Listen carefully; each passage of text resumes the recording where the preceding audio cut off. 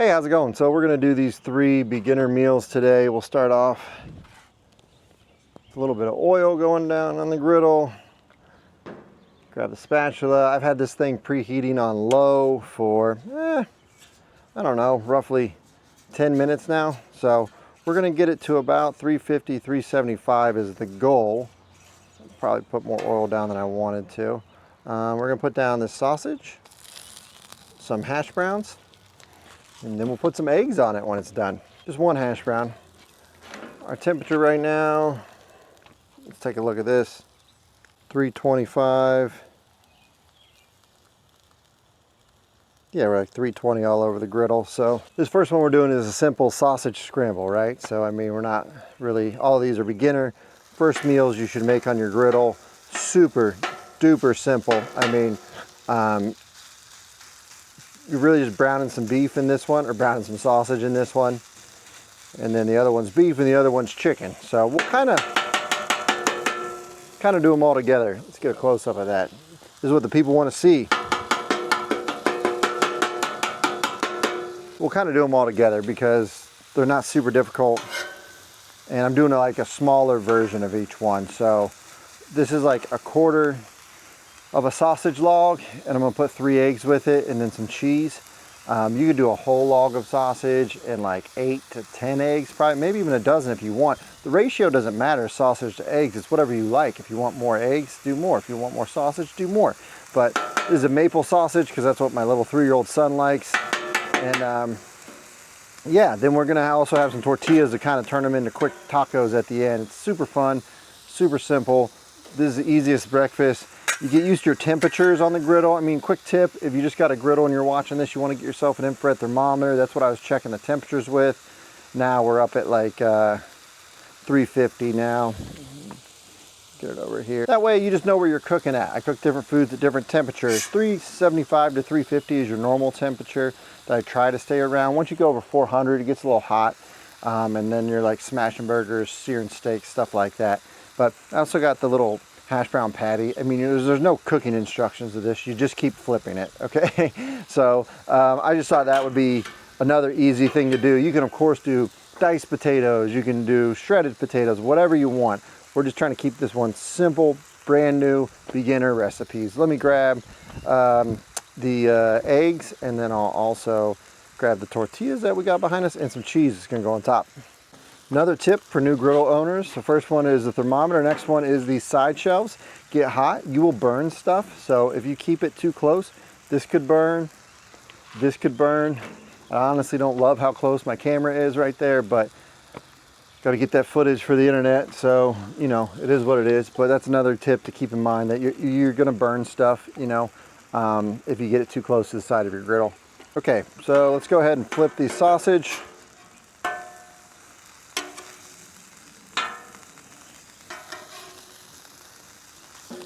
Get you another close-up. Oh yeah, it looks like sausage, great. Oh. Hey-o. So we got a little bit of ground beef going down. This is probably 1/2 pound.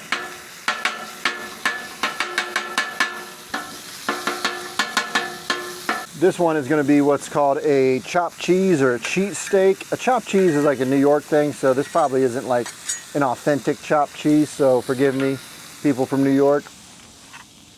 But again, we're doing something simple. We're basically, we're browning the beef, right? We're gonna add some salt and pepper, nothing wild to it. You could use different seasonings on this. I'm doing everything about as basic as you're gonna get, but we're doing salt and pepper. I think they use on the chopped cheese an adobo seasoning a lot, like Goya, G-O-Y-A, but again, the point of this isn't for an authentic Harlem chopped cheese. The point of this is for some easy meals for you guys.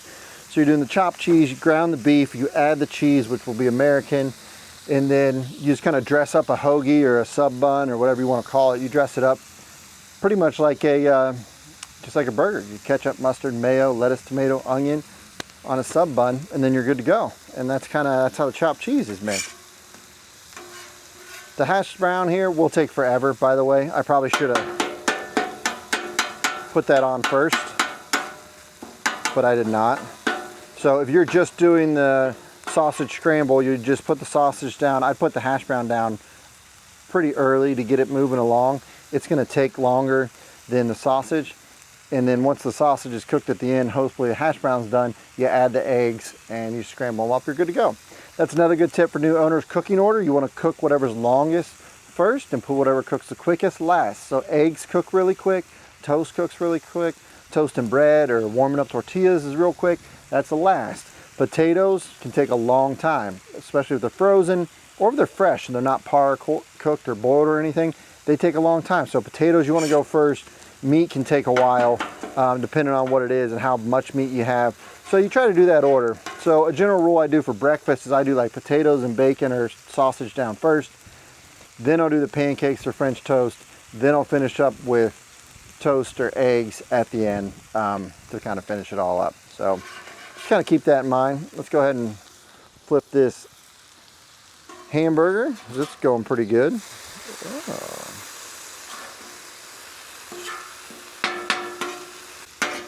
Hamburger's cooking right along.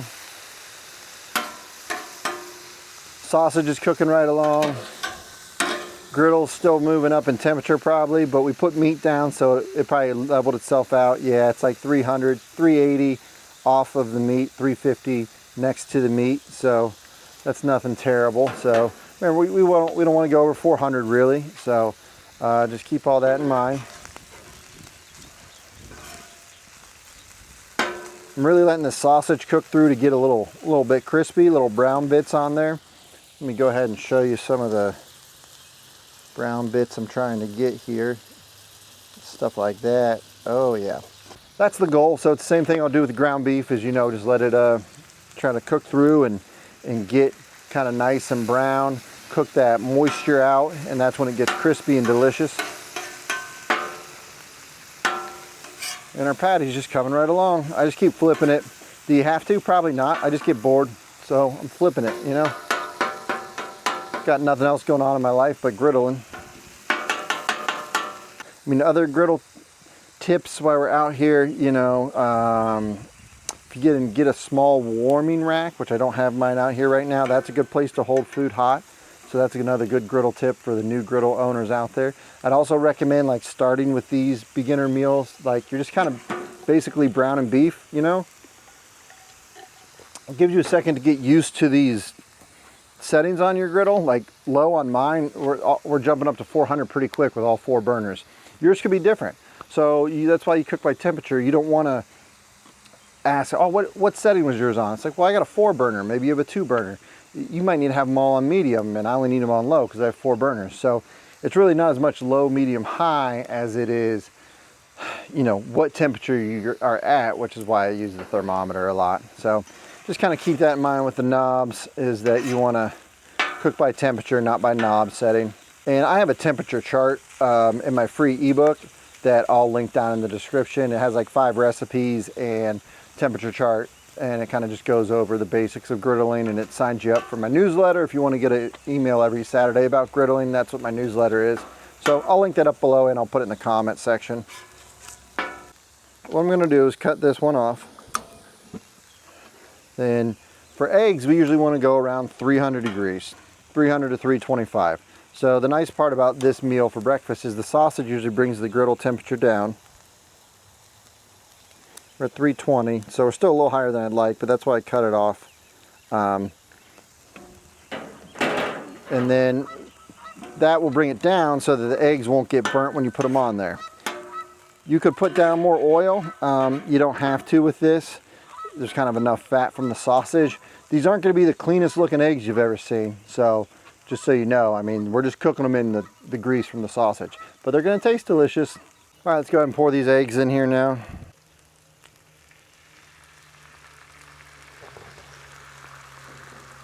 They might run away from you. Mine's leaning down towards me. That's just how I have it set up to make the camera work. We got them in there, saved them. Pour the rest. It's also easier when you're not filming, you know, and trying to cook at the same time. That makes life a little easier. Tortilla down here.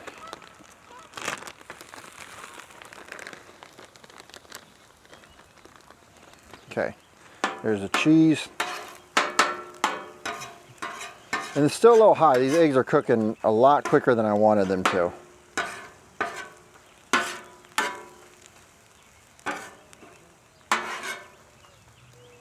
So, just sausage, eggs, cheese, folks. That's all we got here. Nothing crazy to write home about. And then this patty next to it, which is getting darker and darker, which I like. Okay. And some of these eggs, we're gonna sit here right in this tortilla.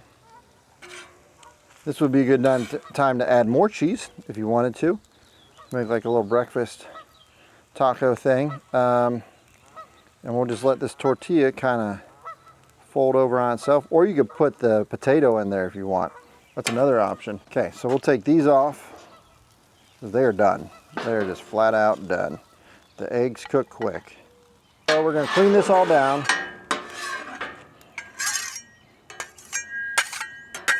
Clean off the spatulas.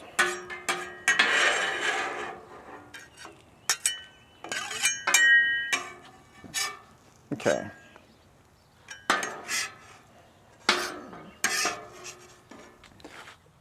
There's what your little breakfast taco is starting to look like.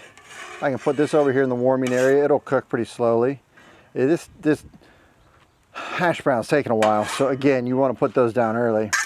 Let's move on over to this guy. Oh yeah, hoagie roll. So you kind of want this to be the same length as your sub bun or hoagie roll here. I probably have a little more meat than I needed. About half a pound would get a whole, like, you know, it's like a 10-inch sub, maybe not quite a foot long. But I'm also going to go ahead and toast this. I'm going to put some mayo on this and toast it real quick. I use mayo a lot for easy, quick toast. I mean, I love butter. There's nothing wrong with it, but mayo is just super convenient and easy sometimes. Move our meat here. Then I'm going to add the cheese to it. All right, let's give our bun a little flip here, and then we'll add this cheese and then see how the bun's looking here. Flip the meat, try to get some of the hot meat on top. There we go. 3 pieces of cheese. I don't know, that might be a little excessive, but what are you gonna do? Chopped cheese, baby. We are going strong, going hard in the paint on this one. Cannot have too much down on the chopped cheese. Nope. Oh, I forgot the salt and pepper on the eggs, didn't I? Man, now I'm just a liar. I'm just a liar on the internet. Said I was gonna do it, then I didn't do it. This thing is just not getting there. Okay, that's fine. Cheese isn't there yet either. There's no rush in griddling. I don't know why I'm rushing, like I got somewhere to be right now. I certainly do not. Got one more meal to make for you folks, and then those are gonna be your 3 meals. You're good to go. I'm trying to think if there's any more tips that I forget from my 10 tips video about, oh, you want to get trays? I'm using like just cookie sheets, but I mean, it's good to have a tray if you want to buy a tray specifically for outside, or a bus tub. A lot of people comment on my videos, they like to use bus tubs, just to bring everything in and outside when you're griddling, because, you know, it's hard to bring everything all out at once. Clean up my trash, it's on the ground. It's hard to bring everything out all at once because, you know, there's just so much. You really got to learn how to prep ahead and get everything ready. And you really need to prep ahead or else you're running back inside. That's another tip that you need for griddling, for new griddle owners. If you just got a new griddle and you're watching, congratulations. Oh, we're getting closer. Let me know in the comments which kind you got. Are you excited about it? Did you just get it for summer? Did you just get it for Father's Day? A lot of people get them for Father's Day. So it's you know, it's a great gift. It's a great time. I love griddling. I don't work for any of the griddle companies. I just do this for myself. So I don't care which brand you got. I mean, I care. I'm happy for you, but I'm not trying to push anything on you. Let's go over temperatures again, just see where we're at so we can remember this stuff. So that's 340 still, 335. Yeah, and all the way over here is down to 300 because that's off. So again, you can see we are off. I turned that one up a little higher to toast that bread because it was taking longer than I wanted. Yeah, another tip as we check our bread. Oh, we're getting there, folks. Cheese is looking good, bread's looking good. If you didn't get a hard cover, get yourself a hard cover off Amazon. You don't want to just leave these out in the elements. They sell a lot of them with hard covers now, but they used not to. And like, that's just dumb. I don't know, it's just the dumbest thing I've ever heard. Like, I don't know why you'd do that. Why would you sell it without a hard cover? There we go. A little toast on the bun. Not my best toast ever, but it'll work. Mayo, mustard, and ketchup. It's another good thing if you drop like half a cup of ketchup on the ground, you're outside. That's another perk of having a griddle. Okay, flip this. This is now hot because it's been sitting on the griddle.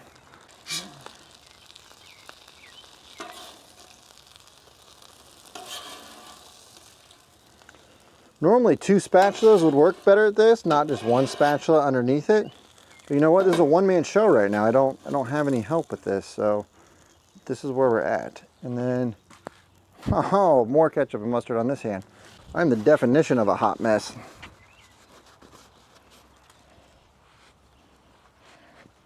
Lettuce, tomato, then some thinly sliced onion. And that, folks, is the chopped cheese. Okay, final one here is some chicken fajitas. I'm gonna hit just a little bit more oil. This spot's still warm over here on this side of the griddle. I turned this one off, that's why stuff's just chilling. About a pound of chicken. Again, all these recipes are in my free ebook. Separate the chicken out. Give everything a toss so it gets in the oil. There we go. Now I got that fajita packet, so I'm not really going to worry about seasoning this chicken. Wipe this off. So another thing, sometimes you get with chicken, people get freaked out about chicken. So, you know, it's like, oh, you just had your spatula touching that chicken and it's raw and it's disgusting. Well, like the griddle's smoking hot. So if you put your spatula on there for a minute, then let's get the temperature of the spatula. My spatula is 250 degrees. And then on the side that was just down, it is 200 degrees. So at 165, chicken dies. So that's how you cook your stuff. So, I mean, as long as your spatula is touching it, you don't have to do that. If you just hold it like that, the heat's gonna come up through. This is gonna cook, okay? It's gonna get hot enough. You're gonna be okay. Don't freak out about it. Next, we're gonna put down our veggies, peppers, onions. Again, these are getting a little close now to the chicken. It's okay, because they're all gonna be mixed together and they're all going to cook. So we'll let the chicken sit for a minute and just kind of cook. Salt and pepper, I mean, I got so much fajita seasoning. I'm not super duper worried about it. There we go, those are looking good. If you don't have a warming rack, like I said, you can also just slide a spatula under there. That's not gonna stop it from cooking, but that's gonna like slow it down a little bit, you know? Let me get the fajita seasoning for everybody to see. Da-da-da. Yeah, see this here? So I just mixed the water and the packet together ahead of time. You can do it on the griddle too. And then it separates. And then I just give it another mix up together there. And then once we get it to where we want, once we get the chicken pretty much cooked through and the peppers cooked through, which I forgot my internal thermometer, but I'll be able to tell. You just want to cook your chicken until it's all the way down 165 degrees or about 160, and it's going to carry. Even if you take it off the griddle, it's going to continuously cook and carry up to 165. You don't have to use breasts. This is just about 1 pound of breast meat sliced. You can use whatever you'd like. You like chicken thighs, knock yourself out.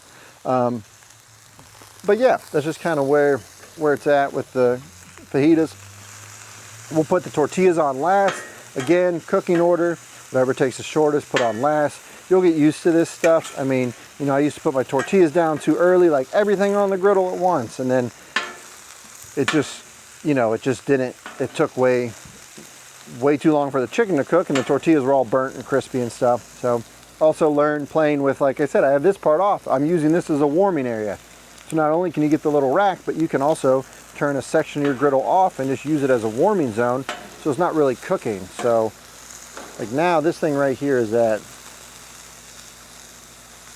that's still 3, you know? It's probably more than I want. So here's what I'm gonna do. Off, off. Both of those are off, these 2 are on, because we're almost done. We just need to cook this chicken. These peppers and onions are gonna continually cook right here in this area around 3. I might hit them up with a little bit of oil too.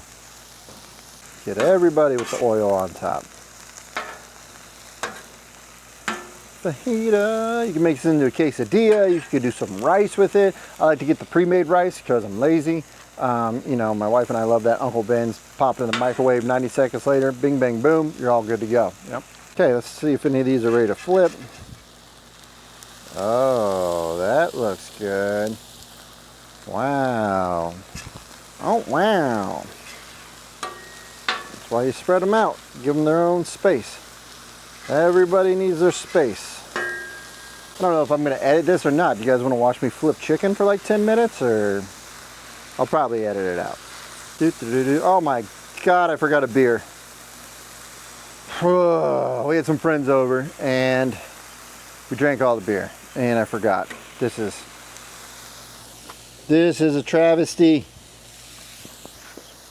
Whoa, that's honestly the most important tip I could give you guys is just you can never run out of beer while griddling. And I just failed you. I just failed you as a griddle teacher by not demonstrating that you need beer. This is water. Ugh. So embarrassed with myself. All right, we'll get them next time. I'll drink a couple extra ones in the next video to make up for it. I don't want anybody to call me a quitter, you know, think I've given up. I'm still out here fighting the good fight, drinking and grilling, or griddling, or smoking, or making pizzas, whatever you like to do outside, man. That's what I'm all about, cooking outside. So.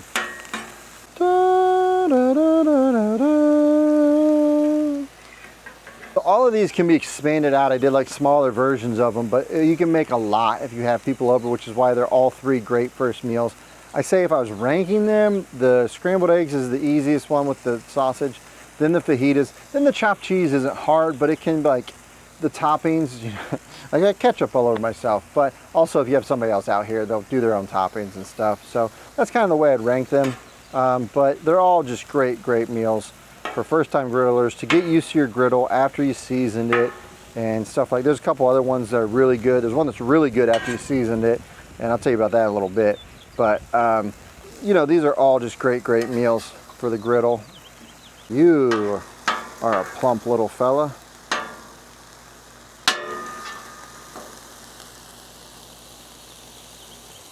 Well, that one's cooked pretty much all the way through, so I think they're all pretty much good. So we'll go ahead and add the fajita mix.